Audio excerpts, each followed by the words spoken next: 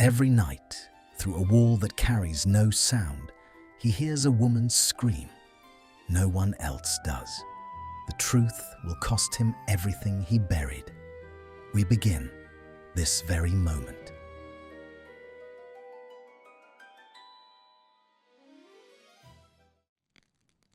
The first scream came at the hour when London forgets itself.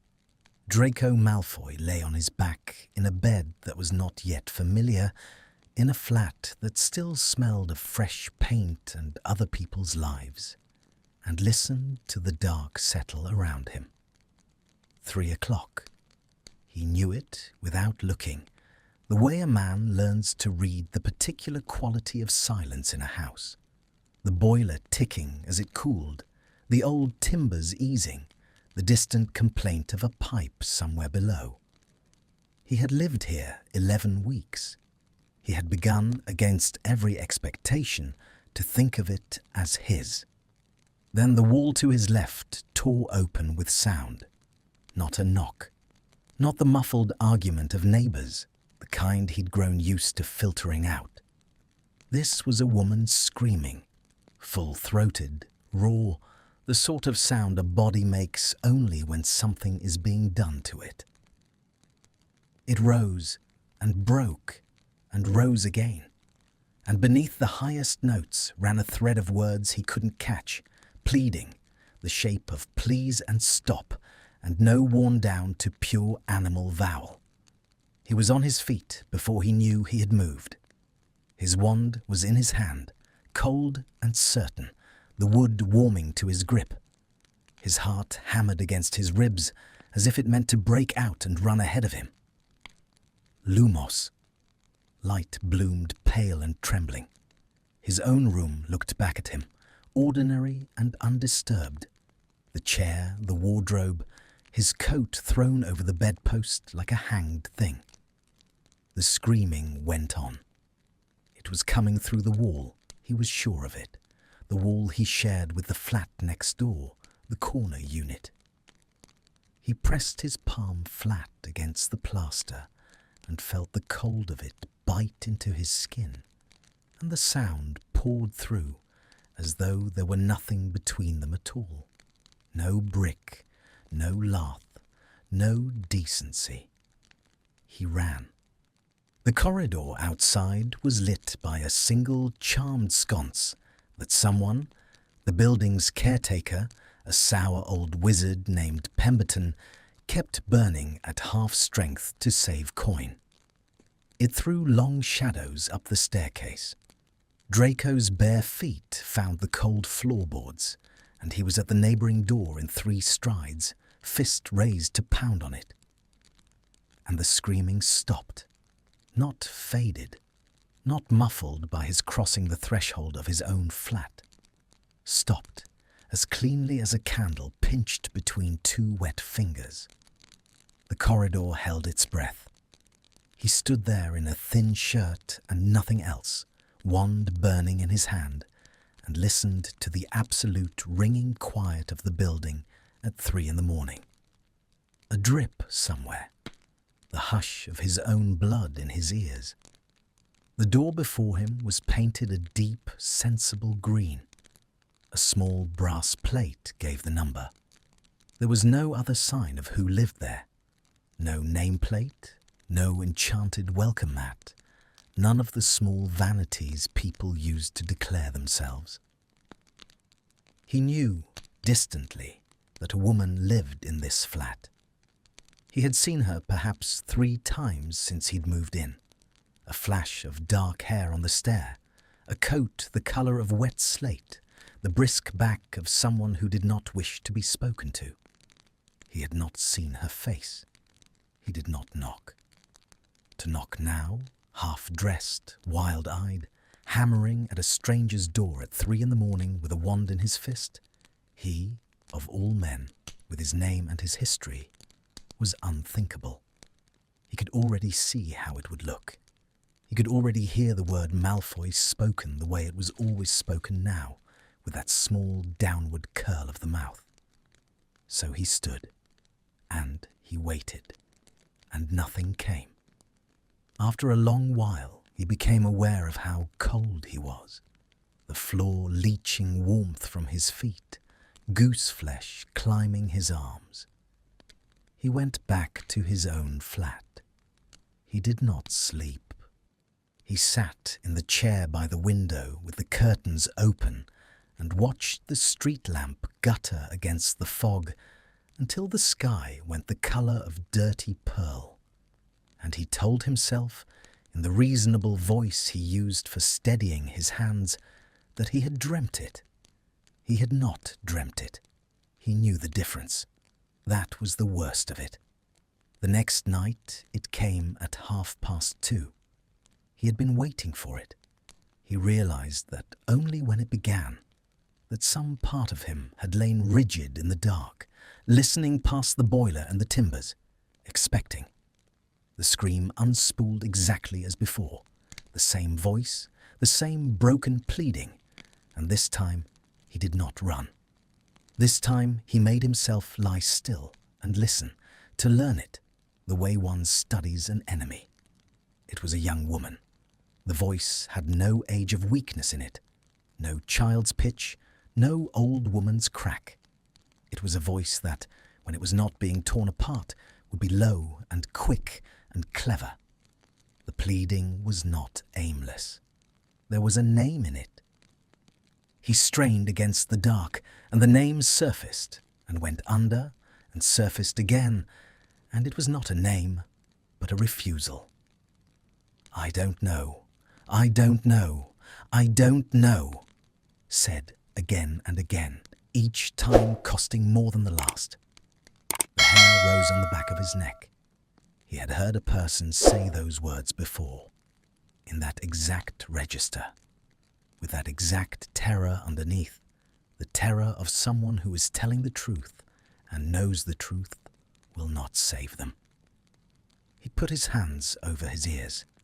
The sound came through his hands. He pressed harder until his palms ached against the bone of his skull, and still the voice reached him, soft now, fraying. "Please, please," until at last, at 3:20 by the clock on the mantel, it guttered out into silence. He lay sweating in the cold. In the morning, he went down to the entrance hall before he could lose his nerve. Pemberton was there, sorting the post into the brass pigeonholes, a stub of pipe clamped in his teeth, though it had long gone out. "The flat in the corner," Draco said, "beside mine. Who lives there?" Pemberton looked at him the way everyone looked at him. A quick flick of appraisal, the weighing of the name against the face. "Why?" "I heard a noise in the night. A woman. It sounded—" He stopped. It sounded like someone being killed was not a thing one said in a lit hallway with the smell of someone's breakfast drifting down the stair. "Distressing," he finished. "I wanted to be sure she was well." The old man's brows climbed. "Heard a noise." He took the dead pipe from his mouth. "These walls are stone under the plaster, Mr. Malfoy. Pre-war build, the Muggle kind, then warded over. You don't hear so much as a sneeze through them. That's half why folk like us take rooms here." He slotted a letter into a pigeonhole with a small, final snap. "I'd know if there was screaming in my building. I sleep light as a cat." It was the corner flat. It was a dream, more like. Not unkindly. Pemberton had the weary patience of a man who had heard every variety of nighttime complaint. New place. Strange ceiling over your head. The mind plays its tricks. He paused, and something shrewder came into his face. "You'll not be troubling her about it. She keeps to herself, that one, and she's the sort you don't trouble. Works at the ministry. Important sort of work, by the look of the owls." The ministry. Something turned over, cold, in Draco's chest. "What's her name?" he asked. But he already knew. Some animal part of him had known since the first night, since the voice came through the walls saying, "I don't know," in that low, clever register that terror could not quite strip of its intelligence. He had simply refused to carry the knowing up into the lit rooms of his mind, where he would have to look at it. Pemberton told him anyway, slotting the last letter home. "Granger," he said. "Miss Hermione Granger." Draco did not remember climbing the stairs. He found himself standing in his own flat with the door shut behind him and his back against it, and the daylight coming grey and ordinary through the window, and the name ringing in him like a struck glass. Granger. He had not let himself think it. For 11 weeks he had passed that green door and seen the slate-grey coat on the stair and registered, the way one registers weather, that a woman lived beside him, and he had not once allowed the woman to have a face. Because the alternative was unbearable. Because of all the people in London, in England, in the whole turning world, the one he could least afford to live 2 yards from, the one whose voice he had no right to hear in the dark. He sat down very slowly in the chair by the window. He knew that voice. Of course he knew it. He had heard it raised in classrooms, sharp with the irritating certainty of being right. He had heard it cut him down on a staircase years ago, vile, loathsome little cockroach, and felt, even bleeding, a flicker of grudging awe at the precision of her contempt. And he had heard it, once, in a room he did not let himself enter even now, even in memory. A vaulted drawing-room with a white peacock screaming on the lawn, and his aunt's knife, and a girl on the marble floor saying, "I don't know. I don't know," while he stood against the wall and did nothing, nothing, nothing at all. His hands were shaking. He pressed them flat against his thighs and watched the knuckles go from white to a sick mottled red as the blood came back. It was not possible that he was hearing her scream through a stone wall. Pemberton was right. The building did not carry sound. No one else heard it. He had stood in the corridor not 3 feet from her green door, and the night had been silent as a sealed tomb, which left only 2 doors out of the locked room of it, and he could not bear to open either. The first, that he was losing his mind, that the war had finally come due in his skull and was collecting its debt in the small hours, dressing his guilt up in her voice. The second was worse, and he turned his face from it the way one turns from a great light. He sat there a long time, in the grey morning, in the flat that had until last night begun to feel like the beginning of something. Below in the street, a milk cart rattled past. A pigeon landed on the sill and regarded him with one orange eye and flew off. And 2 doors down, behind a sensible green door, Hermione Granger went about her morning, drank her tea, pulled on her slate-grey coat, and walked out into the world without the faintest idea that the man next door had spent the night with his hands clamped over his ears, listening to her break. He would have to speak to her. There was no version of the coming days in which he did not have to speak to her. The thought of it, of standing before that face he had spent 11 weeks refusing to see, of opening his mouth and saying, "I hear you screaming at night," to Hermione Granger, who had every reason in the world to believe the worst of anything a Malfoy told her, closed his throat like a fist. He looked at the wall they shared. He laid his palm against it, flat, the way he had the first night, and felt the cold stone give back nothing at all. He let 3 days pass before he went to her. It was not courage that failed him, or not only that, it was arithmetic. He turned the problem over in the cold morning light and found no arrangement of words that did not end badly. "I hear you screaming." She would think he was unwell, or cruel, or building towards some private game whose rules only he knew. "I hear something through the wall, and no one else does." She would think the same, with the addition of pity, and he could endure her contempt far better than her pity. There was no sentence that survived being spoken aloud to Hermione Granger. So for 3 nights, he lay rigid in the dark and listened to her come apart through a wall that carried no sound. And in the daytime, he watched the green door and did not knock, and the not knocking ate at him until he could not taste his food. On the 4th evening, he met her on the stair. He had not planned it. He was coming down, she was coming up, and there was a single landing between them where the charmed sconce threw its weak amber light, and there was no corridor wide enough in the world for them to pass without acknowledgement. She stopped 2 steps below him. He stopped above her. For the length of a held breath, neither of them spoke, and he looked, for the first time in 11 weeks, full into the face he had refused to let himself assemble.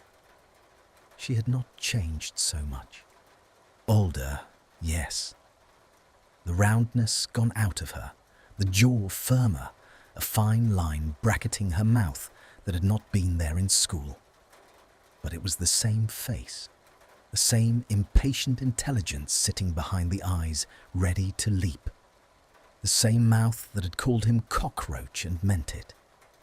Her dark hair was bound back, escaping in fine wires at the temple. She wore the slate-grey coat, and the eyes, when they found his and recognized him, did the thing he had been dreading for 3 days.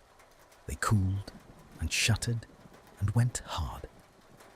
Malfoy. Flat. A fact she would rather not have had to state. Granger. His own voice came out steadier than he expected, the old drawing-room training holding the floor under him. "I didn't know it was you. When I took the flat, You'd have what?" One brow rose a fraction. "Chosen differently. I doubt the agents who let these rooms ask whether the new tenant's neighbor fought the war from the correct side. The blow landed clean. He took it without flinching, because flinching would have been worse, and because she was not wrong. The amber light lay across her cheekbone. Below them, the building settled and ticked. "I need to speak to you," he said. It concerns you, both of us. It's difficult to say on a staircase." Her hand tightened on the strap of the bag at her shoulder. He saw the small white flexing of her fingers and recognized it for what it was. Not fear, never fear with her, but the marshalling of defenses, the soldier checking her weapon. "Then say it badly on a staircase, and quickly. I've had a long day." He drew breath. There was no clever way in. "At night," he said, "around 2, 3 in the morning, I hear screaming. A woman. Through the wall we share." He watched her face and pressed on before the silence could close over him. "It goes on a long time. It sounds like someone in great distress. I've searched. Pemberton says these walls carry nothing, and the corridor's silent when I stand in it, and I can't find any source." He stopped. The next words were stones in his mouth. "It comes from your flat, Granger, only from yours, and I needed to know if you're well." He had braced for many things. Anger, mockery, blank incomprehension. He had not braced for what actually moved across her face, which was none of these. A flicker, quickly gone, of something that looked almost like recognition before the shutters came down harder than ever, and a cold he had not earned crept into her voice. "Screaming," she repeated, "in my flat, that only you can hear. Yes. That carries through a stone wall that carries nothing. To you, specifically." She let the silence stretch, and now there was something terrible and quiet building under her stillness, the calm of a person who has just understood a thing and does not like the shape of it. "Tell me, Malfoy, what do you know about my work at the Ministry?" The question caught him sideways. "Nothing. Pemberton said you were Ministry. That's all because I handle sensitive cases," she went on, as if he had not spoken, her voice very level and very precise, the voice of someone laying out evidence. "Dark magic cases, acquisitions and confiscations, objects that do things to the mind, curses keyed to guilt, to memory, to fear. The kind of artifact a clever person might use to unsettle someone they wanted off balance, someone they wanted to talk." Her eyes pinned him. "And here is a Malfoy, 2 doors down, who has somehow arranged to live beside me, telling me there are screams in the night only he can hear. Screams from my rooms. Tell me how this looks to you. Tell me honestly how you think this sounds." He understood then the full magnitude of his miscalculation. He had come to her with the truth, the bare, terrible, half-mad truth, as though the truth were a thing that travelled freely between them. He had forgotten what he was in her ledger. He had forgotten that to Hermione Granger, a Malfoy speaking of screams in the dark was not a frightened man. He was a tactic. "It isn't that," he said, and heard how thin it sounded. "I'm not. Granger, I swear to you, I'm not playing at anything. I came here to live, quietly, to be left alone. I have no interest in your cases. I don't even know what they are. You knew enough to ask Pemberton I was Ministry. He told me. I didn't. And what would you extract from me if I were rattled enough?" She had climbed a step without seeming to, closing the distance, and there was a fierce, bright fury in her, now that was almost magnificent. The fury of someone who had spent years being underestimated and had learned to make a blade of it. "A name? A location? You wouldn't be the first to try. They send charm and threats. I didn't expect ghost stories from the boy who watched me bleed on his drawing room floor and never said a word." The air went out of the stairwell. She had not meant to say it. He saw that, saw the instant of her own surprise, the small contraction at the corner of her eye, the way her hand rose half an inch toward her own left forearm, and then froze and forced itself back down to her side. But it was said. It hung in the amber light between them, the thing neither of them had named, the room with the white peacock and the knife and the marble floor. And he stood there with the whole weight of that night settling onto him and could not make a single sound. Because it was true. Every word of it was true. He had stood against the wall. He had watched. He had been 17 and sick with terror, and he had done nothing, said nothing, while his aunt carved a word into the arm of the girl now standing one step below him, with her chin up and her eyes blazing, and her hand pressed flat against her thigh to keep it from the scar. "Granger, Her name came out of him cracked. I don't. Quiet. Final. The fury had drained and left something colder and worse, a kind of exhausted contempt. Whatever this is, the screams, the concern, the careful little performance on the stairs. I want no part of it. Stay on your side of the wall, Malfoy. Don't speak to me again. She stepped past him, close enough that he caught the cold rain scent of her coat, and went up the last flight without looking back. He heard the green door open. He heard it shut. He heard distinctly the snap of the lock, and then the heavier thunk of a bolt she had never, in 11 weeks, had cause to throw before. He stood alone on the landing under the failing light for a long time. She thought it was a setup. Of course she did.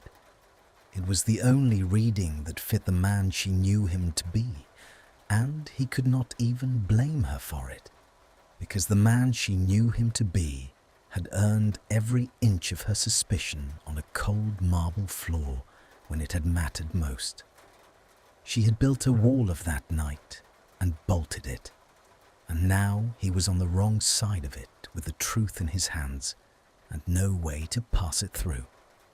And the truth was worse than she imagined.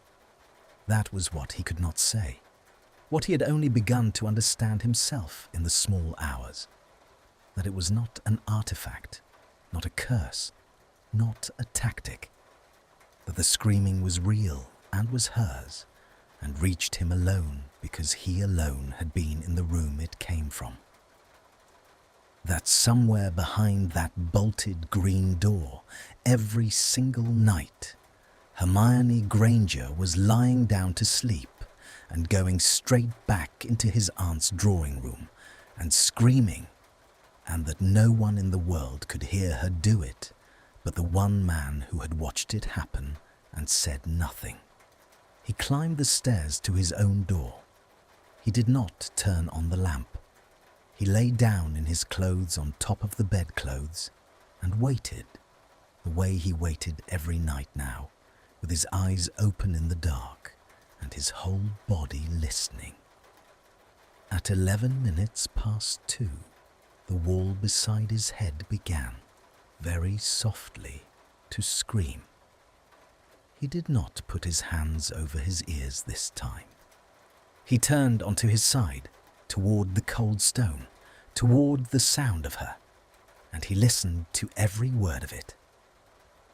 I don't know, please. And he made himself hear all of it, every fraying syllable, because it was the least and the most that he could do, and because he understood now with a clarity that hollowed him out that she was not screaming at him through the wall. She was screaming at a memory, and he was standing in it, exactly where he had always stood, against the wall, watching, useless, while she begged a dead woman to stop. When it ended, near 3, he got up and went to the wall they shared and pressed his forehead against the cold plaster and stayed there until the sky greyed, saying nothing, because there was no one to hear him, and because every word he had was the wrong one. The screaming did not relent. It worsened. In the week that followed their meeting on the stair, the hour crept earlier and the duration stretched. It began now sometimes before midnight, when the street outside still murmured with the last buses, and a slice of light still lay under his door from the corridor sconce. It went on longer, the pleading more frayed, the silences between the cries thinner. He stopped pretending to sleep. He took to sitting in the chair against the shared wall with a blanket round his shoulders and a glass of fire whiskey he did not drink, keeping a kind of vigil he could not have explained to anyone, least of all to her. He had, in those days, set himself to proving the impossible thing, to himself if to no one else. He was a Malfoy. He had been raised to believe that any phenomenon could be cornered, named and mastered with sufficient knowledge and the right wand work. So he worked the problem the way his father had taught him to work problems, coldly and methodically, and his coldness was the only thing holding the rest of him together. He warded his own bedroom against intrusive enchantment. Every detection charm he knew, laid in overlapping nets across the wall, the floor, the air. If something were being done to him, some artifact reaching into his skull to dress his guilt in her voice, the wards would catch the thread of it and light up like a struck match. He cast them at dusk. He sat through the night. The screaming came at 11:30 and ran nearly to 4, and not one ward so much as flickered. Whatever reached him was not a spell worked upon him. It was simply there, in the air, and the magic could find no edge of it to seize. He tried silence. He bought, at no small expense, a set of charmed wax stoppers from an apothecary in Diagon Alley, the kind used by those cursed with hearing the dead, guaranteed to seal out any sound, natural or otherwise. He pressed them in. He lay down. At 20-1, the wall began to scream, and he heard every syllable of it as though the wax were not there at all, as though the sound did not come through his ears, but bloomed straight into the soft meat of his memory, where no charm could reach. He tried the corridor again. He stood outside her green door at the height of it, in the dead, small hours, his own ears full of her broken pleading, and the corridor was silent, utterly. He could hear the building's pipes, the hush of the street, his own heart. From behind the green door, 2 feet of stone and oak away, nothing. He laid his hand against the wood, and the sound poured into him from the wall of his own flat 30 feet behind him, and not at all from the door he touched, and he understood, standing there in his bare feet at 3 in the morning, that he had been asking the wrong question all along. The sound had no source in the building. It did not travel. It did not radiate from her rooms into his. It arrived in him directly, the way a thing remembered arrives, summoned not by distance, but by the simple, unbearable fact of his proximity to her, that she was near and asleep and dreaming, and he was the one who had watched. He told no one. Who was there to tell? His mother, who would weep and arrange for a healer who would commit him. There was, in all the world, exactly one person to whom this knowledge belonged, and she had bolted her door against him and forbidden him to speak. So the not speaking went on, and it was its own slow torture. They could not, of course, avoid each other entirely. The building forced its small intimacies, the post, the stair, the single narrow entrance hall. And each accidental meeting was now charged past bearing, the air between them gone thick and prickling, the static of 2 people who have spoken the unspeakable to one another and cannot take it back. He saw what the nights were doing to her. Even she could not hide it. She did not know she screamed. That much was plain. A person who knew would have done something, sought help, moved house. But the toll of it showed all the same. The fine line at her mouth had deepened. There was a bruised, smudged quality beneath her eyes that no charm she cast quite covered. She moved more slowly on the stairs. One grey morning he watched her stop on the landing and put her hand flat against the wall and simply stand, head bowed, gathering herself, before she went on. A woman so tired she had to rest between one flight and the next, and did not know why, because in her own mind she was sleeping through every night untroubled. It half killed him. He carried the secret of her own exhaustion and could not lay it down at her feet. The reckoning came on a Thursday in the rain.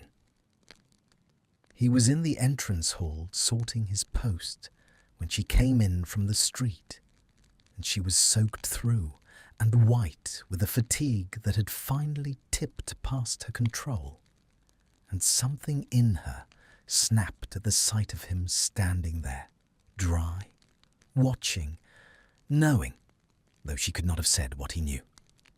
"Why are you always here?" It came out low and shaking.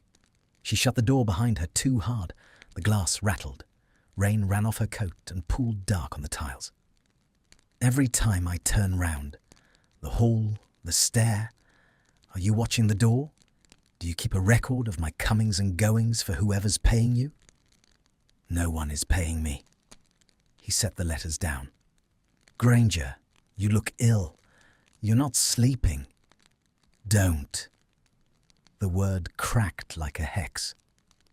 "Don't you dare stand there and tell me how I look. You don't know the first thing about how I sleep."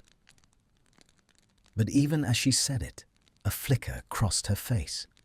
A small, involuntary uncertainty, because she was tired past all reason and could not account for it. And here was the one man who had claimed on the stairs to know exactly why. He saw the doubt surface and saw her crush it, because to entertain it was to entertain him, and that she would not do. "You're right," he said quietly. "I don't know how you sleep. I know how you scream." The hall went very still.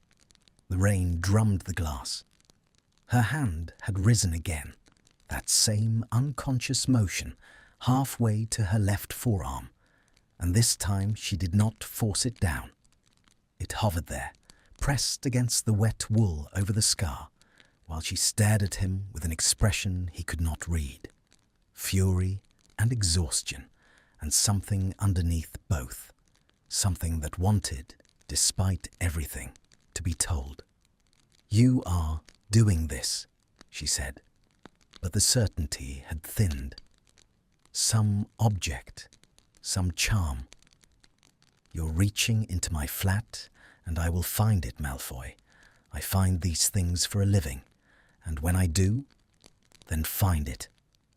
He stepped closer, and the words came out of him in a rush, 3 weeks of unsaid things breaking their bank. "Search my flat. Tear it apart. Bring every detection ward the Ministry owns. I've already laid my own. They catch nothing, because there's nothing to catch, but you won't take my word for it, and why in God's name would you? So take your own. I am begging you to prove me a liar, Granger. Do you understand? I would give anything to be lying, because the truth is so much worse." What truth? Barely a whisper now. The fight had gone strange in her, banked down into something watchful. He could not say it. Not here, not in a cold tiled hall with the rain hammering and her swaying on her feet with exhaustion. To say it is your own voice, it is that night, it is the drawing room. You go back there every time you close your eyes, and I am the only one who can hear you, because I am the only one who watched. He could not load that onto her, here, like this. It would break something that might not mend. So he said the only thing that could stand between them as a bridge. "Then let me prove it," he said. "One night.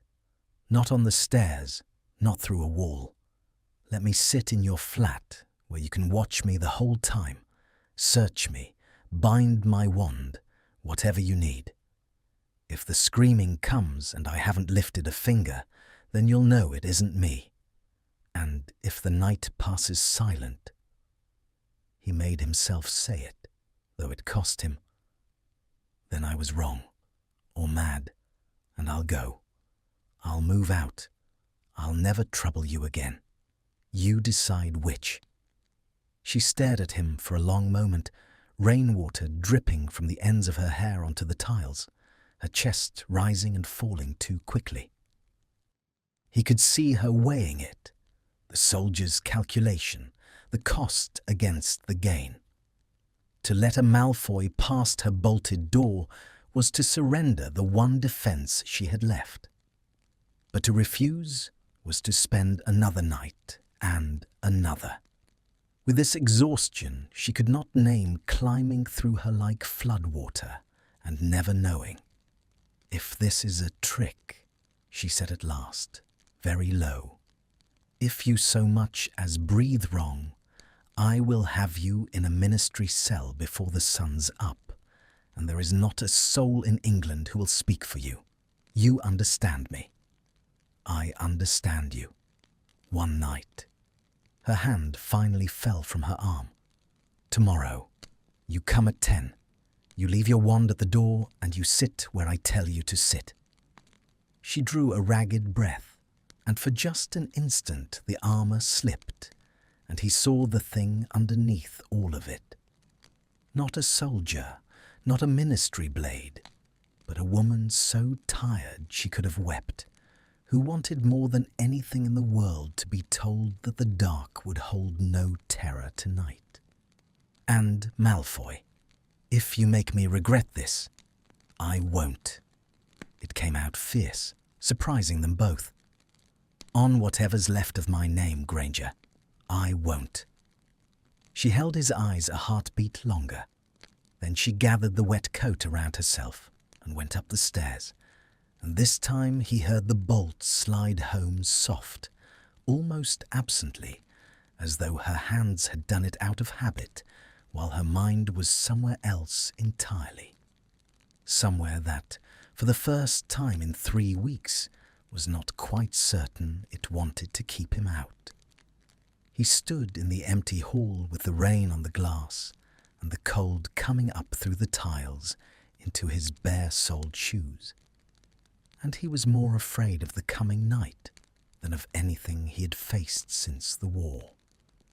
Because tomorrow he would sit in the dark beside her and either prove himself sane and break her heart with the truth, or sit in silence and learn that the screaming had only ever been in him. He came at 10, as instructed, and stood on her threshold like a man come to be sentenced. The green door opened the width of a hand, then wider. She had changed out of the work clothes into something soft and dark, a long jumper over loose trousers, her hair down for once and falling in a heavy, unruly weight to her shoulders. It made her younger and harder to look at. Behind her the flat glowed amber, not the harsh white of the corridor sconce, but candlelight, real candles, a dozen of them set about the room in saucers and on the mantel and along the windowsill, throwing the walls into a warm, trembling motion. He had not expected that. He had expected austerity, a place as armoured as its tenant. Instead, there were books in unsteady towers, and a worn settee with a blanket thrown over its arm, and a half-drunk cup of tea gone cold on a stack of files, and the candle-warm clutter of a life lived honestly behind a bolted door. "Wand," she said. He drew it slow, hilt first, and laid it across her open palm. Her fingers closed over the wood. Hawthorn, 10 inches, that had once done a war's worth of things he did not let himself remember. And she carried it to the far side of the room and set it inside a wooden box on the high shelf. And she sealed the box with a word and a small bright flare of her own wand, and the lid would not lift again for him, though he tried it later with his fingernails when she was not looking. He noted, distantly, that she did not bind his hands. She trusted him disarmed then. or trusted her own readiness more. Sit there. She pointed to a hard chair set in the open middle of the room, in the full sight of every angle. Where I can see you. He sat. She took the settee opposite, drawing her knees up, her own wand loose but never out of her grip, laid along her thigh where her hand could close on it in a half-second. Between them stood a low table, the cold tea, the leaning files. A clock ticked somewhere out of sight. The candles guttered when the radiator clicked and breathed.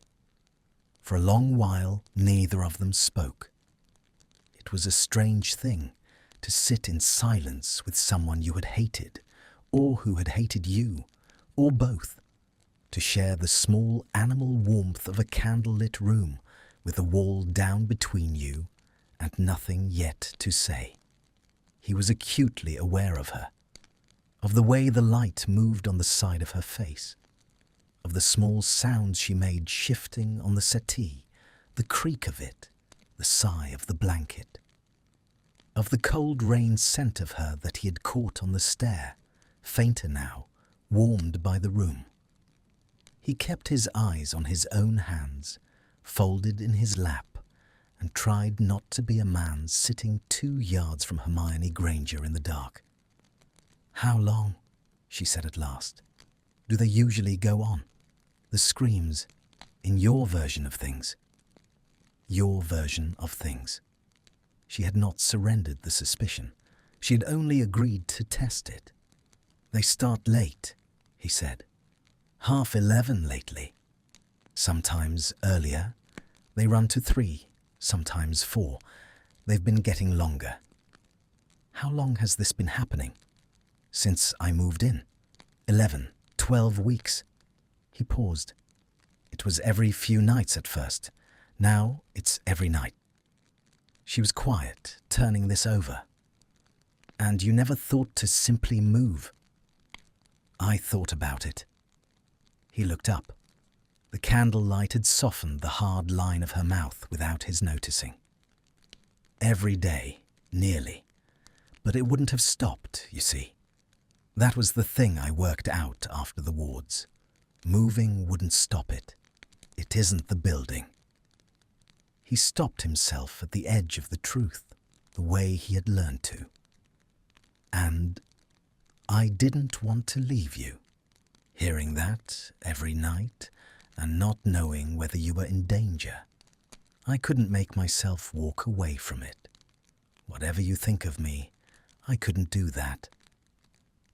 She studied him a long moment across the cold tea and the leaning files, and something in her face shifted by some small degree, a fraction of an inch, the way a heavy door eases on its hinge before it has decided whether to open.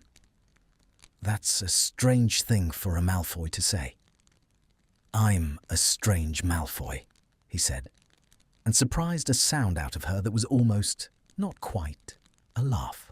A single breath through the nose, gone as soon as it came. But it had been there, and the candle-warm air between them eased a half-degree with it. The clock ticked. 11 o'clock came and went. 1:30. The street outside fell quiet, the last bus gone, the rain returning soft against the glass, a fine London rain that was more mist than weather. She had lit the candles, he understood now, not for him, but against the dark, the small unconscious defense of a woman who had grown afraid of nights she could not remember being afraid of. She did not know why she lit them. He did. He carried that too.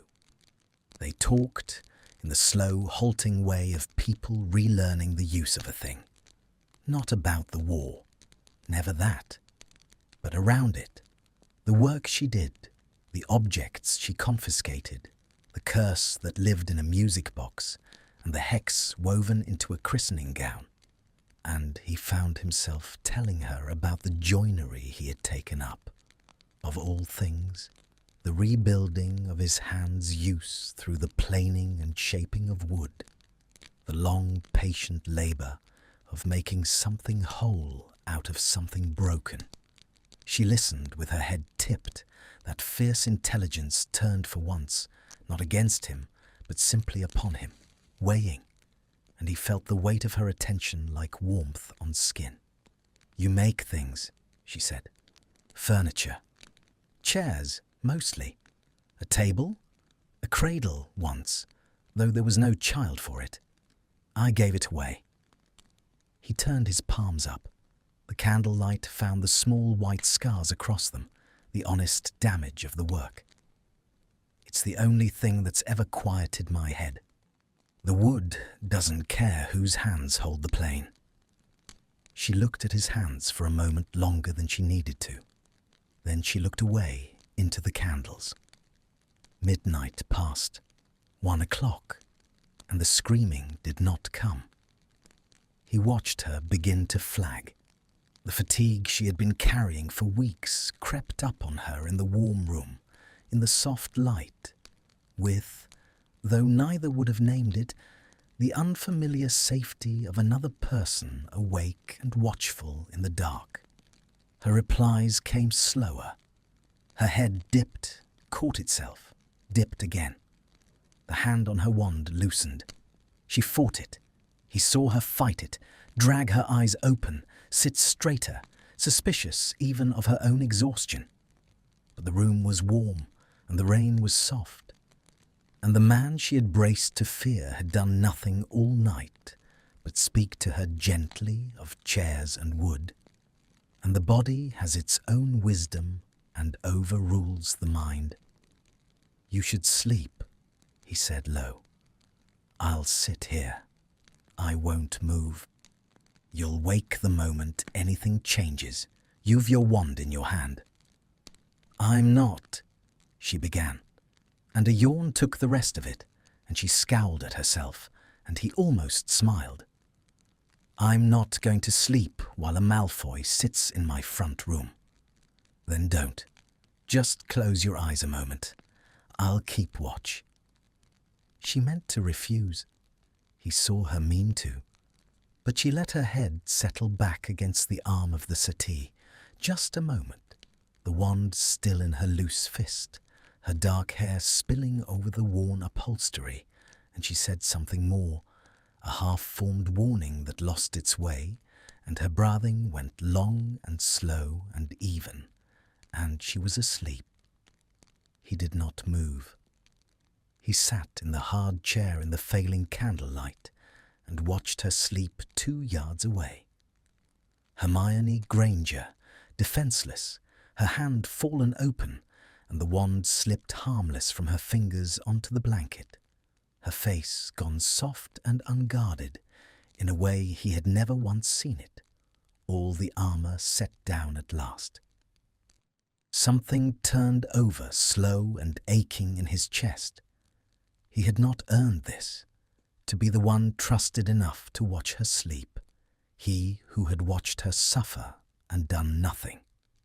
He thought he would give the rest of his life never to deserve it, and to have it anyway. The candles burned low, the rain whispered.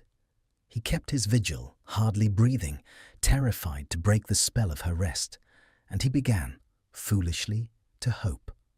Perhaps tonight it won't come. Perhaps with someone here, with the dark held back, she'll sleep clean through till morning and wake whole. And I was wrong, and I'll go, and at least she'll have had one night's true sleep out of all this. He let himself want that. He let himself imagine walking out the green door at dawn, proven a madman, and counting it the best bargain of his life. The clock ticked toward 3, and then, in the deepest trough of the night, with the last candle drowning in its own wax, and the rain gone silent, and Hermione Granger sleeping the first deep sleep she had had in weeks, her breath snagged, her brow knotted, her open hand, fallen on the blanket, drew slowly closed into a fist. A small sound escaped her, no louder than a sigh, the sound of a sleeper beginning to fall down a long shaft into somewhere dark. He came up out of the chair without deciding to, every nerve in him strung tight as wire, and he had crossed half the distance between them before he understood what he was hearing, before the sigh tore upward and broke and became the first ragged note of the scream he had heard through the wall 100 nights, except that now there was no wall. Now there were 2 feet of candle-warm air and nothing else between his ear and her open mouth, and it struck him like a hand laid flat on a live wire, the shock of it running straight up his arm and into his teeth, because the voice screaming, "I don't know, I don't know, please," in the dead heart of the night was hers, coming out of her sleeping body while she lay there with her face crumpled in a terror she would not remember. For one suspended instant, he could not move. The sound poured out of her and into him, and there was no wall now to soften it, no plaster to muddy the words, and the words were the words he had carried for weeks and had refused, even in the privacy of his own skull, to fully believe. "I don't know. I don't know. Please." Her face was crumpled, her eyes screwed shut, her whole body drawn taut as a bowstring beneath the blanket, and she did not wake. That was the horror of it. The scream tore out of her in waves, and she slept straight through it, locked inside it, somewhere he could not reach by any ordinary means. And he understood, all at once, kneeling there on her floor with the last candle drowning, the thing he had been circling for weeks and turning his face from. It was not an artifact. It was not a curse. It was not a tactic, not a haunting, not a sound carried by any wall. It was her. It was the night in his aunt's drawing room, replaying itself behind her eyes every time she went down into sleep, the marble floor and the knife and the long, terrible refusal. "I don't know," repeated until the word lost its meaning. And he could hear it where no one else could, not because of any magic worked upon him, but because he had been there. He had stood against that wall and watched it happen. He was woven into the very fabric of the memory she was drowning in, a fixed figure in the scene, the boy by the wall who said nothing. And so, the scream, when it reached up out of her in the dark, reached for the one person who shared the room it came from. It found him because he had never left it. Some part of him was still standing against that wall and always had been. And her sleeping mind cried out across the years to the witness who had failed her. The realization gutted him. He swayed on his knees. His first instinct was to wake her, to seize her shoulders and shake her up out of it, drag her into the lit, ordinary world where she was a ministry witch asleep on her own settee and not a girl on a stranger's floor. He reached for her and stopped, his hands hovering an inch above her shaking shoulders. Because what then? She would wake in the dark to find Draco Malfoy crouched over her, his hands on her, her wand fallen from her grip onto the blanket, and every suspicion she had ever held would crystallize in a single instant into certainty. She would believe he had done this to her. She would never know the truth, that the only thing he had done was hear it. He would be in a ministry cell by dawn, exactly as she had promised, and the screaming would go on, every night, forever, in the dark behind her bolted door, with no one left in the world even to listen. He could not wake her. and he could not leave her in it. So he did the only thing there was left to do, the thing that some older and braver and better part of him had perhaps been moving toward since the first night the wall began to scream. He stopped being the boy against the wall. He gathered her into his arms. She was rigid, fever-warm, her muscles locked in the rictus of the dream, and she did not wake. But as he drew her up off the settee and against his chest, as he wrapped both arms full around her and held her the way one holds a person back from an edge, something in the quality of her struggle changed. The scream did not stop, but it faltered, broke its rhythm, as though somewhere down in the dark she had registered that the room had altered, that the one fixed figure who had only ever watched had finally, after all these years, moved. "I've got you," he said. His voice cracked clean in two. He pressed his mouth to her hair and felt the dampness of cold sweat at her temple. "I've got you, Granger. Hermione. I'm here. It's over. It's long over. You're not there anymore." The scream rose again, a great cresting wave of it. "Please, please." "I don't know." And he held her through it, rocking her, his arms a cage against the memory, his whole body curved around hers. The candle drowned and went out. The dark came down complete, and in the dark there was only her shaking, and his arms, and his voice, low and fierce and breaking, saying the things he had never said, and could never say while she was awake to hear them. "I'm sorry." It came out of him, torn up by the roots.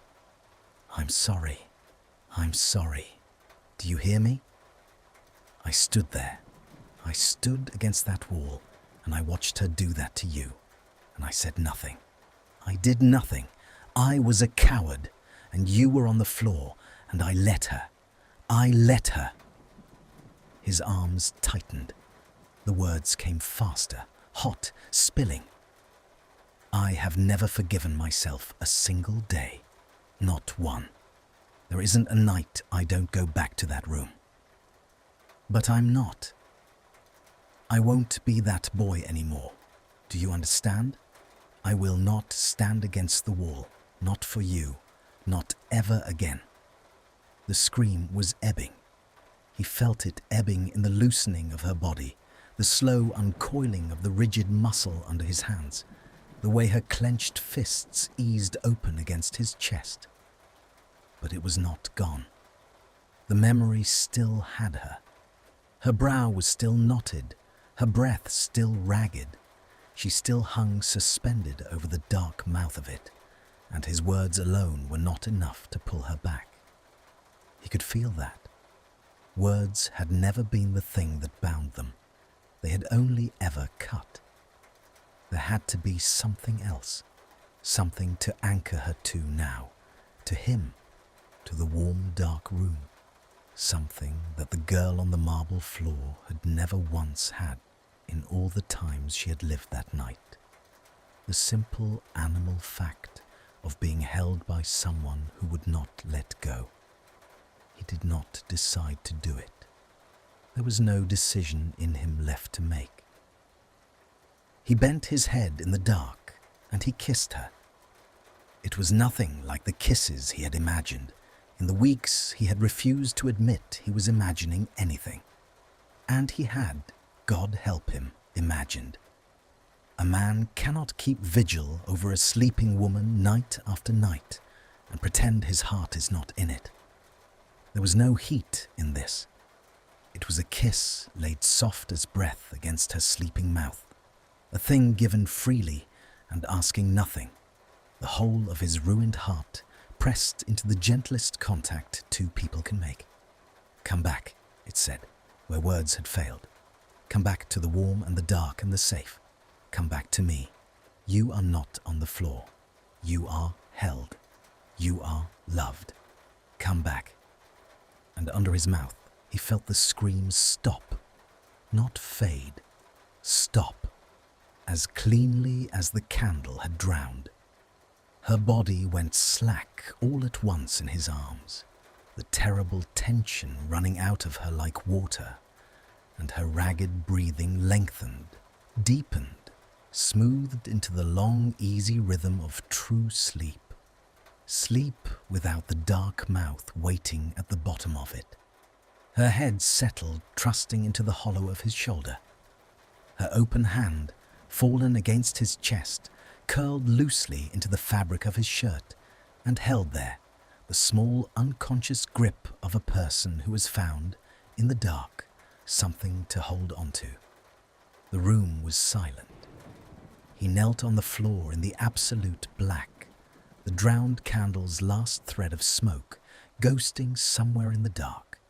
The fine rain returned and whispering against the glass, and he held Hermione Granger while she slept, truly slept. For what he understood with a kind of awe was the first deep and untroubled rest she had had in weeks, perhaps in years. He did not move. He hardly breathed.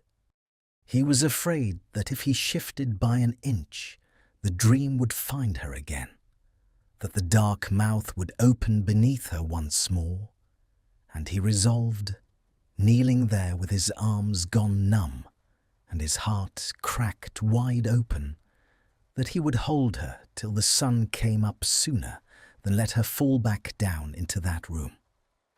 The silence held, and in it, slowly, he understood the shape of what had happened, that whatever the magic of it, whatever strange law of grief and proximity had let him hear her, the same law had let him reach her, that the witness who had failed her in the drawing room had, in this candle-dark room, finally done the thing the boy against the wall could not.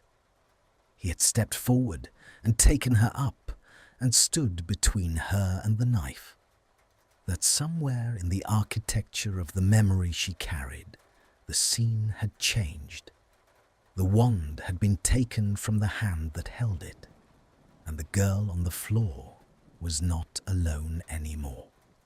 He kissed the crown of her head, once, breathing in the cold rain warmth of her hair. He did not say anything more. There was nothing left to say that his arms were not already saying. He settled himself against the foot of the settee with her gathered close, drew the fallen blanket up over them both with one careful hand, and kept his vigil in the dark, listening, for the first time in 11 weeks, to nothing at all but the soft rain and the slow tide of her untroubled breathing against his chest. He did not sleep. He could not and would not have, even had the chance been given him.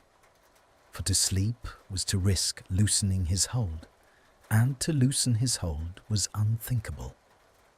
So he kept his long vigil through the small hours, with her gathered warm against his chest, and he watched the dark, thin and grey at the edges of her curtains, and he counted the slow, even tide of her breathing, the way a sailor counts the swell, and not once did it break.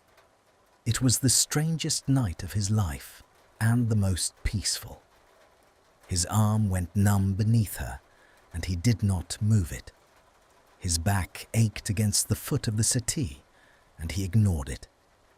The rain wore itself out against the glass and gave way to a hush, and then to the first thin twittering of London birds, and then to a pale, watery light that crept across the floorboards toward them, finding the leaning towers of books, the cold cup of tea, the drowned saucers of last night's candles, the wand fallen harmless on the blanket, and at last the two of them, tangled together on the floor where neither had any business being. He looked down at her in the growing light. Asleep, she had no armour at all. The fierce line of her mouth had gone soft. The bruised exhaustion beneath her eyes had eased a little, even in this single night, as though her body, given one true rest, had begun at once to draw on it. Her hand was still curled in the front of his shirt. Her cheek lay against his collarbone. He held very still and looked at her and felt his chest ache with a thing he had no name for and no right to. And he thought, whatever happens when she wakes, whatever she believes, whatever she does, I will have had this. One night I kept the dark off her. It is more than I deserve, and I will not be sorry for it. Because he knew what waking might bring. He had not forgotten where he was, or who she was, or what she had promised in the cold tiled hall. She would open her eyes to find Draco Malfoy wrapped around her on her own front room floor, her wand fallen from her grasp, the candles dead, no memory in her of how any of it had come to pass. He had no way to explain it that did not sound like the ravings of a man caught red-handed at exactly the thing she had accused him of. You were screaming. It was you. It was that night. I heard it through the wall for 11 weeks because I was there, because I watched. And last night I held you and kissed you, and it stopped. Every word of it true, and every word of it the worst possible thing a Malfoy could say to her at dawn. He rehearsed it in his head and abandoned it. There was no version that survived being spoken. So as the light strengthened and her breathing began, by small degrees, to lighten toward waking, he made a decision. He would say nothing of the screaming, nothing of the truth he had finally understood. He would let her wake and think what she would, and he would bear whatever came, and he would carry the knowledge of that night alone, as he had carried the other night alone, because she had suffered enough at the hands of what happened in that drawing room, and he would not hand her the rest of it. Some burdens a man keeps. He had so few ways left to be good to her. This would be one. He felt the change in her before she woke. A small drawing of breath, deeper than the rest. A shift of weight. Her fingers flexed once in his shirt. Then she went still in the particular way of a sleeper surfacing, and he braced himself, his heart going hard against his ribs, certain of the cry, the wrench away, the scrabble for the wand. Her eyes opened. They opened slowly, unhurried, with none of the lurch of alarm. For a long moment, she simply lay there against him, blinking up at the grey light on the ceiling, her face still soft and unguarded. And then her gaze moved, found his shirt front, travelled up the line of his throat to his face, and held. He did not breathe. "You're still here," she said. Her voice was thick and slow with sleep. There was no accusation in it. There was something else entirely, something he could not place, a kind of wondering quiet, as though he were the strange thing, and not the situation, not the flaw, not her own hand still fisted in his shirt. "I'm still here," he managed. She did not move away. That was the thing he could not account for. She lay there in the circle of his arm, looking up at him with that unhurried, wondering quiet, and made no move to reclaim the distance between them. A long moment passed. The birds went on outside. And then, slowly, something crossed her face. Not fear, not fury, but the dawning of a thing he watched arrive with his breath stopped in his chest. "I had the strangest dream," she said. He went absolutely still. "I've had it before." Her brow creased faintly, chasing it, the way one chases a dream in the first minutes of waking before it dissolves. "For weeks now, I think. though I never remember it in the morning. Only the tiredness. I wake up wrung out every day, and I can never say why. She was quiet a moment. Her thumb moved absently against the fabric over his heart. But this time, I remember. I was somewhere terrible. A room, I know, on the floor. And there was a woman standing over me with a wand, and she was... The crease deepened. Her voice caught. She was hurting me, asking me things I couldn't answer. And it went on and on, the way it always does. There's never any end to it. He held himself rigid, his arms loose around her, terrified to make a sound. But this time, it ended. She looked up at him, and there was something almost like awe in her face, the bewilderment of a sleeper who has had, for once, a mercy in the dark. Someone came. I didn't see who. It doesn't work like that in dreams. You don't see, you only know. Someone came into the room and took the wand straight out of her hand and broke it. Her voice dropped, soft with the marvel of it. Snapped it clean in two, and the woman just stopped, faded, as if she'd never had any power at all. And whoever it was, they didn't leave. They stayed. They held on, and I wasn't on the floor anymore. I was held, safe, and I slept. She let out a slow breath, and something in her whole body eased with it, the last of the long fatigue letting go. I slept like I haven't slept in years, Malfoy. The whole night through. No floor, no woman, nothing. She paused.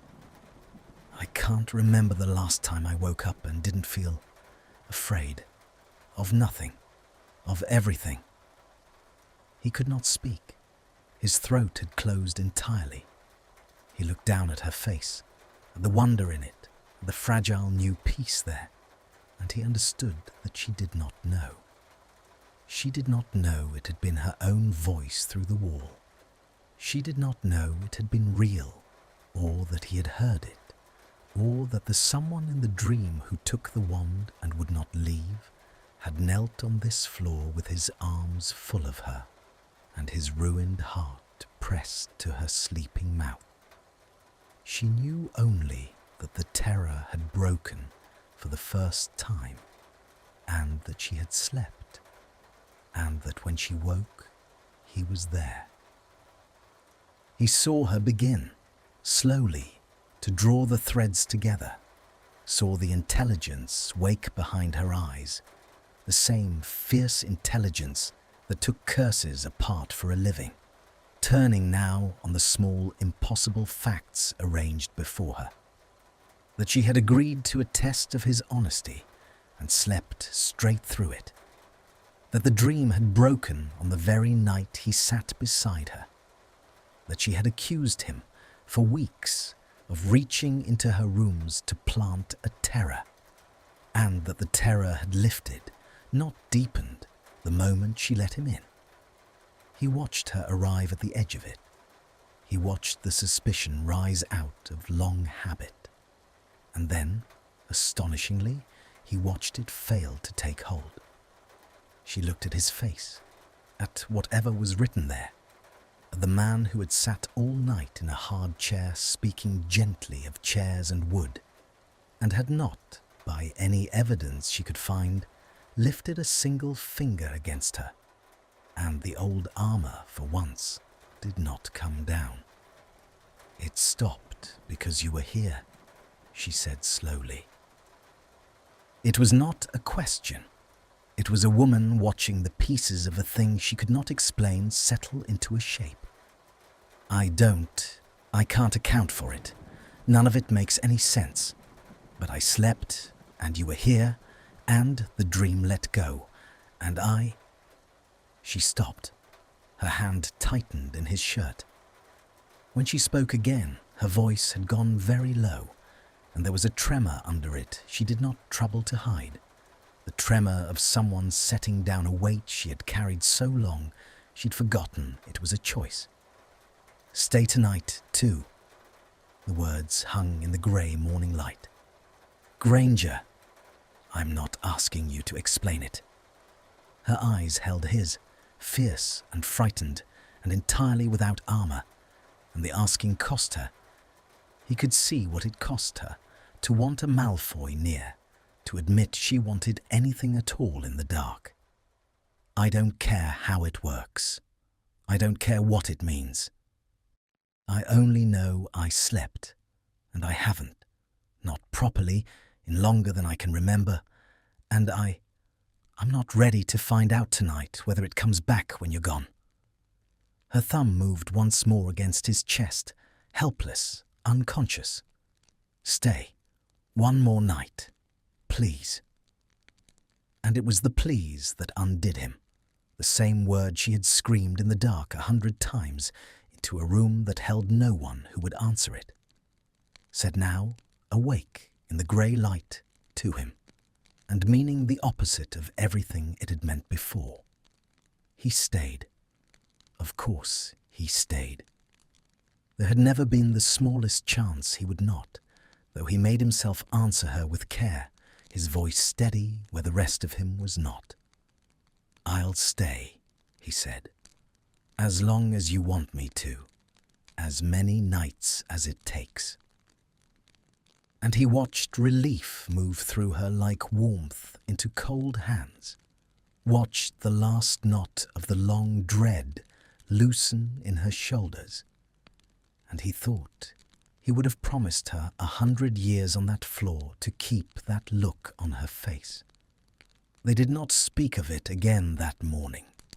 Not the dream, not the strangeness, not the thing that had passed between them in the dark that she did not remember, and he would not name. There was a careful, unspoken agreement in it, that whatever had happened was too fragile to be handled in daylight, that to pick it up and turn it over would be to risk breaking it. So she made tea, and he sat at her small kitchen table among the leaning files while the morning came on properly outside, and they were, for an hour, simply two people who had survived a night, easy in a way that astonished them both. She unsealed the box on the high shelf and gave him back his wand without ceremony, laying it on the table beside his cup, and the gesture was its own quiet declaration, and they both knew it, and neither said a word. That day he did not go far. He went to his own flat to wash and change, and found it strange and cold and unfamiliar in a way it had not been before, as though in a single night the centre of his life had shifted 2 doors down and left these rooms a husk. He worked a little at a half-finished chair, his hands moving through the long, patient labour out of habit, his mind entirely elsewhere, back on the floor, in the dark, with a hand fisted in his shirt. He kept catching himself listening, the old reflex, straining toward the wall. But the wall was silent in daylight, as it had always been, and for the first time in 11 weeks, the silence did not frighten him, because he knew now what the screaming was, and he knew he could stop it, and that knowledge sat in him like a coal kept warm. He came back at dusk. She had lit the candles again, but there was a difference in it tonight. They were not lit against the dark, he understood, watching her move about the room, touching the wicks alight with her wand, the small flames blooming gold. They were lit for him, for the warmth of it, for the look of 2 people in a softly burning room. She had changed again into the long dark jumper, her hair down, and when she opened the door to him, there was a colour high in her cheeks that had nothing to do with the candlelight, and she covered it by being brisk, by busying her hands. "I made up the settee," she said, not looking at it, smoothing a blanket that needed no smoothing, straightening a cushion that was already straight. "It's It's wide enough. You can't sit in that chair all night again. It's barbaric. You'll do your back an injury. Her fingers worried at the cushion's corner. Or the chair, if you'd rather. Whatever you. I only thought... The settee's fine, he said gently, and watched her hands go still. The evening unspooled slower and warmer than the first. They had crossed some threshold in the night without meaning to, and now there was an ease between them that neither quite trusted and both were reluctant to disturb. They talked, really talked this time, the careful circling of the first night given way to something more honest. She told him about the work that wore her down, the grief she handled second-hand, the cursed objects that were always underneath the curse, somebody's loss. He told her about the years since the war, the slow climb back from a name that opened no doors, the joinery, the quiet. And once, only once, the war itself came near. It was late. The candles had burned to stubs. They were on the settee, a careful arm's length between them that had been narrowing all evening without either admitting it, and she had gone quiet, and he saw her hand drift, the way it did, toward her left forearm, and stop, fingers resting over the sleeve, over the place where the word was carved. I never thanked anyone, she said to the candles, for getting me out of that room. There wasn't time, and after there was a war on, and then there wasn't, and you don't go round thanking people for the worst night of your life, even the ones who ended it. She was quiet a moment. I dream about it. You'd worked that out, I think. The room, the floor. I've dreamt it for years, and I never tell anyone, because what is there to say? But lately, it had got worse. So much worse. Every night, and I'd wake up emptied out and not know why. Her thumb moved over the hidden scar. And then you sat in my front room, and it stopped. She turned her head and looked at him, and the candlelight caught the wet shine at the rim of her eyes. I don't understand it, Malfoy. I've spent my whole life understanding things, and I can't understand this. The one person I'd have sworn would make it worse, and you're the only thing that's made it better. He looked at her in the failing light and felt the truth rise in him, the whole of it, pressing at the back of his teeth. She had given him an opening wide enough to walk through. He could tell her now. It was your voice. I heard it through the wall. I was in that room. You know I was in that room. And that's why I could hear you. That's why I could reach you. The someone in the dream was me. I took the wand. I held on. I kissed you, and it stopped. It rose in him, and he held it back. And the holding was the hardest thing he had ever done, because he loved her. He knew it now, plainly, the way one knows the floor is there in the dark. And to love her was to want, more than breath, to give her every true thing. But he had made his decision in the grey dawn, and he held to it. She had carried that room alone for years. He would not load onto her the knowledge that she had been screaming it aloud into the dark, night after night, with the one witness to it living 2 doors down and listening. That was his to carry. He could be silent for her. It was, perhaps, the one gift he had that was worth the giving. So he said, instead, the only true thing he could give her whole. You don't have to understand it. His voice came rough. Some things just hold. You don't have to know why. He paused and made himself meet her eyes. But you should know I'd have done anything to take you out of that room, Granger. Then, now, I'd give a great deal to have been braver than I was. Something passed across her face, a flicker, gone too fast to read, as though some buried thing in her had stirred at the word-room, at the word braver, and almost surfaced, and sank again. She did not chase it. She only looked at him a long moment in the candle-warm dark, and then, slowly, she closed the careful arm's length between them. She did it without flourish, without announcement, simply tipped sideways and let her head come to rest against his shoulder the way it had in the night, except that now she was awake and chose it and knew exactly what she did. He went rigid with the wonder of it. Then, by degrees, he eased.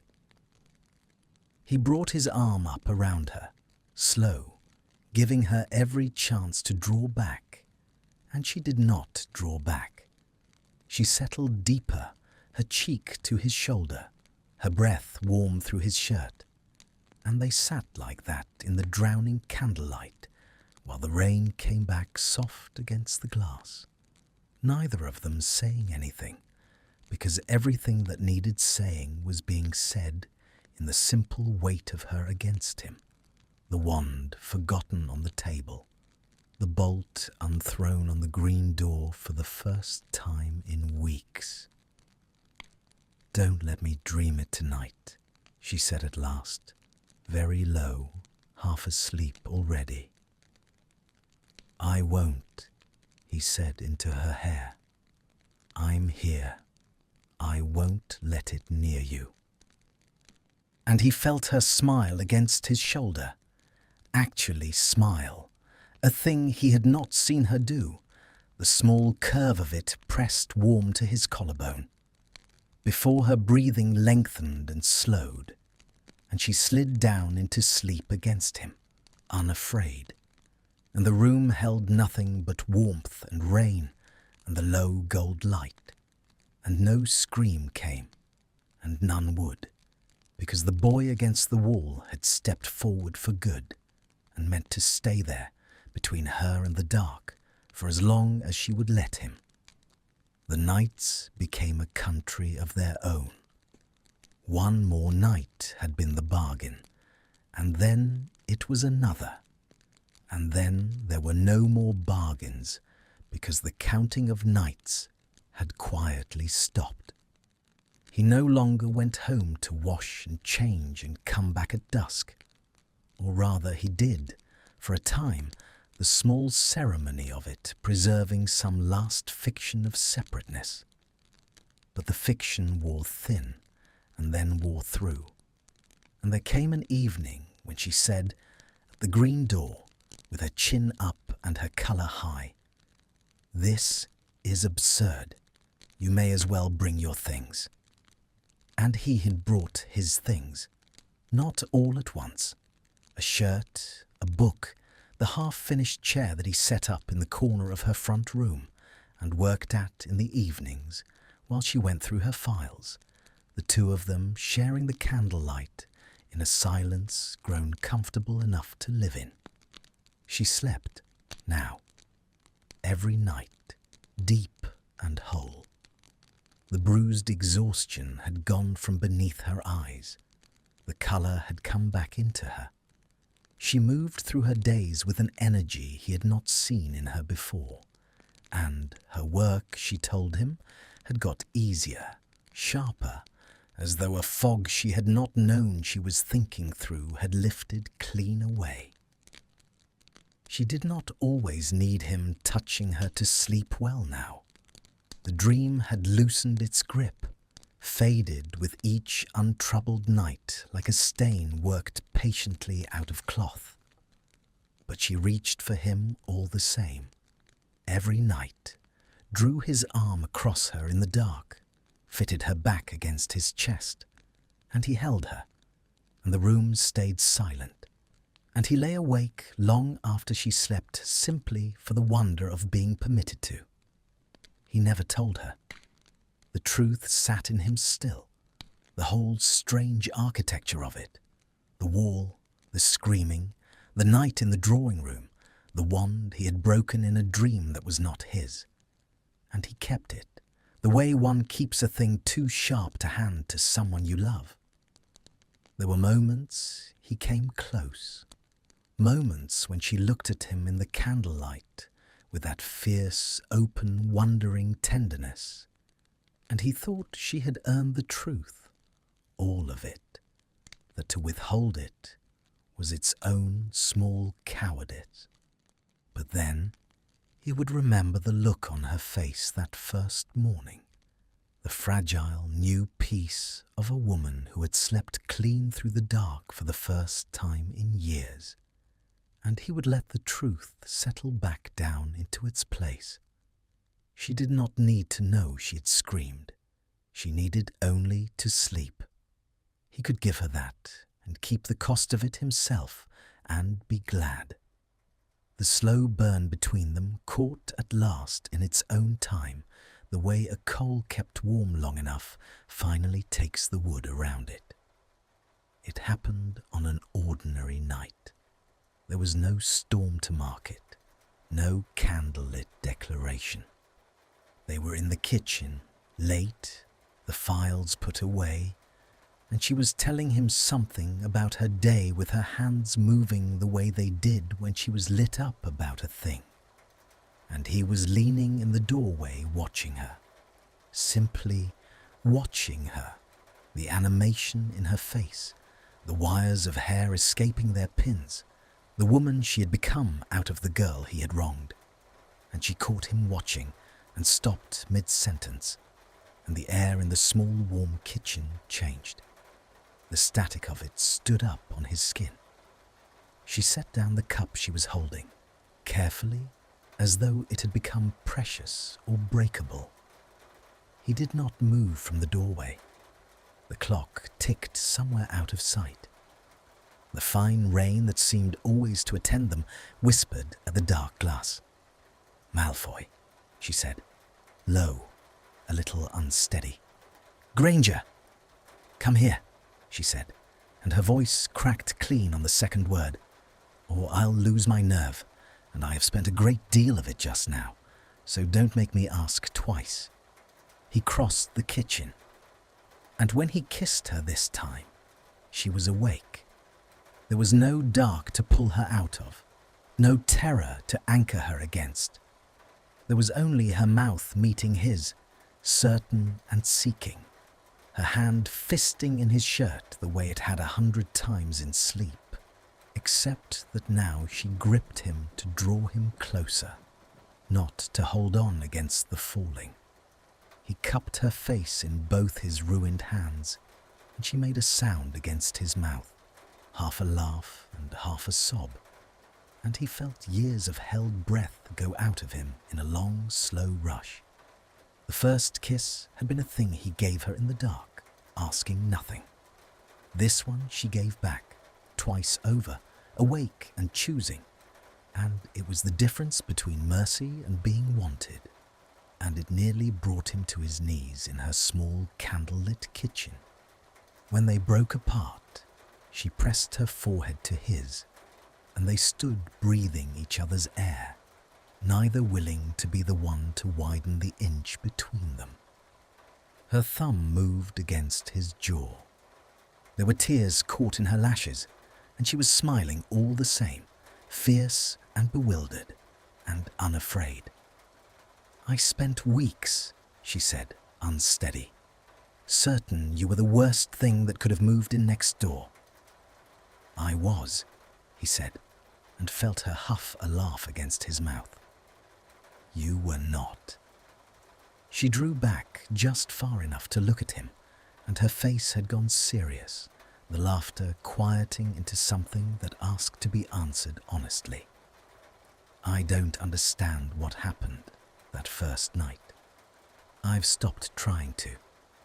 But I know what's happened since, and I know what's in front of me, and I'm not Draco." It was the first time she had used his name. He felt it go through him like warmth. "I'm not afraid of it. I want you to know that.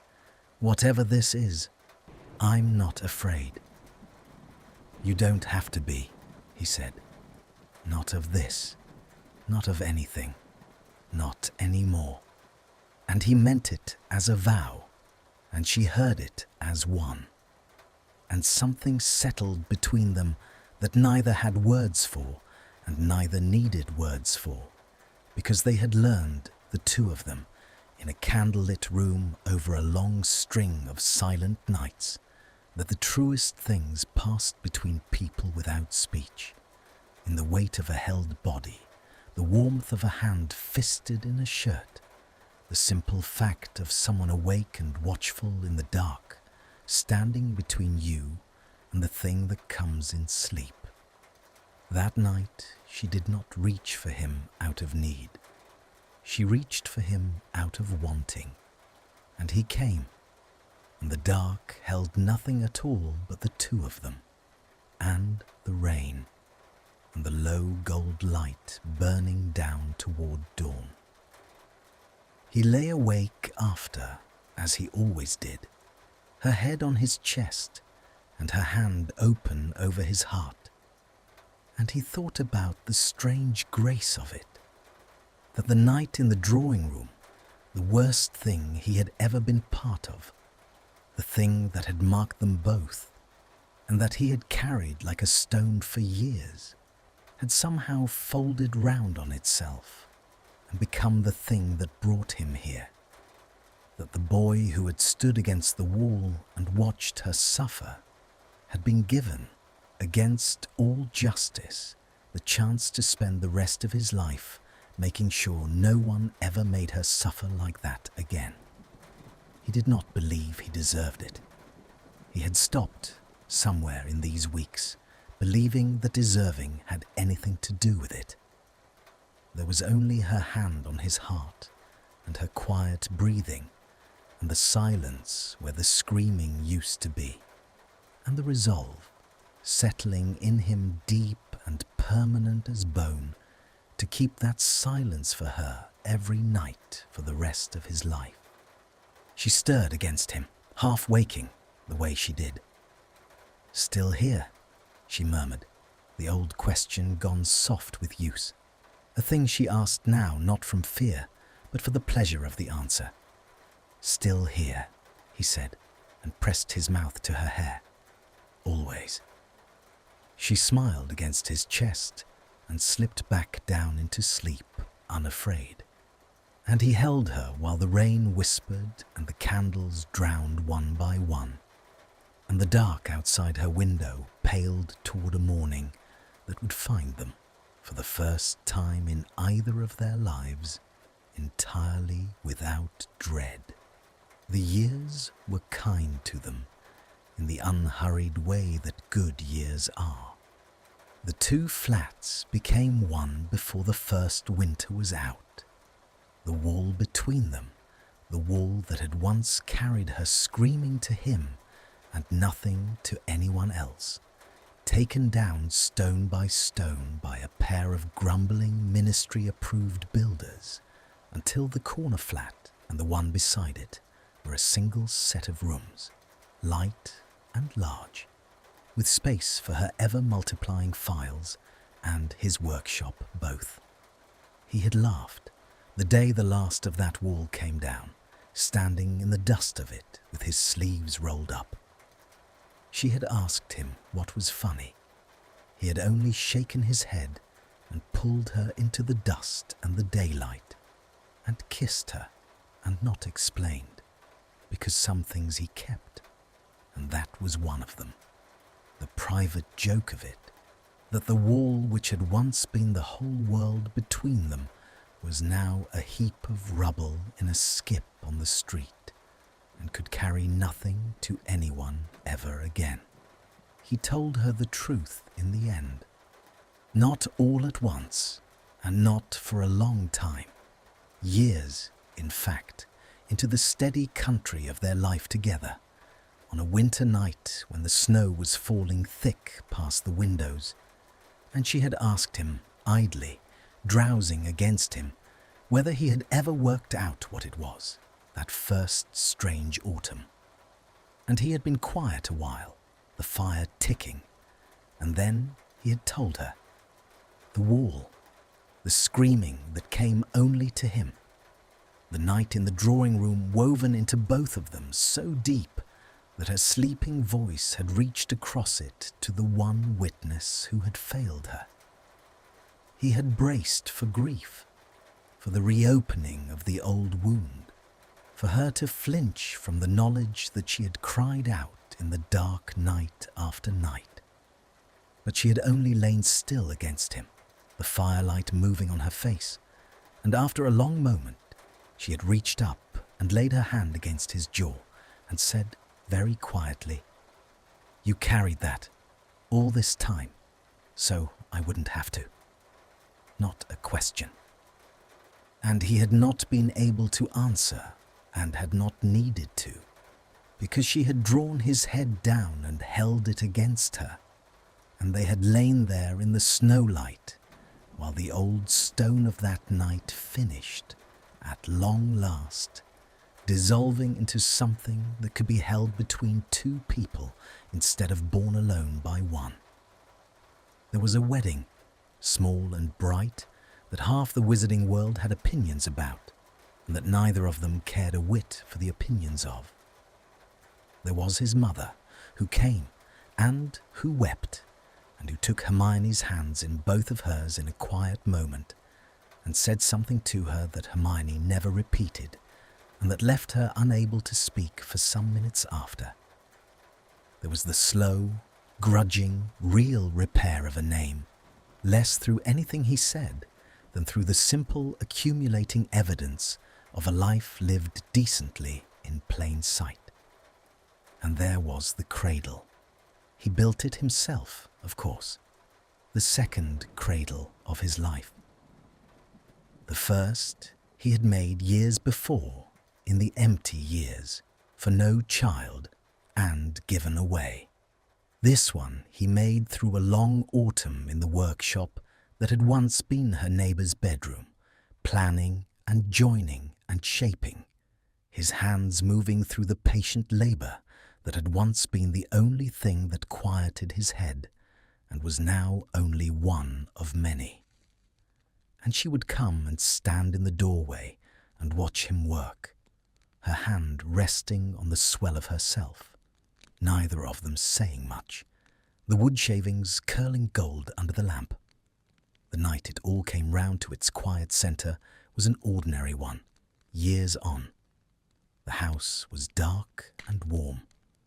Their daughter slept down the hall, slept easily, deeply, without dread, the way both her parents had finally learned to, a thing neither of them ever quite took for granted. Outside, the soft, perpetual London rain whispered at the glass, the same rain that had attended them from the first, and a single lamp burned low on the bedside table.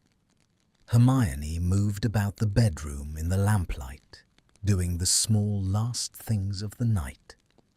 She plumped his pillow without thinking about it, the way one does a thing 1,000 times unremarked, set it just so against the headboard, smoothed it flat with the side of her hand, turned down the corner of the blanket on his side.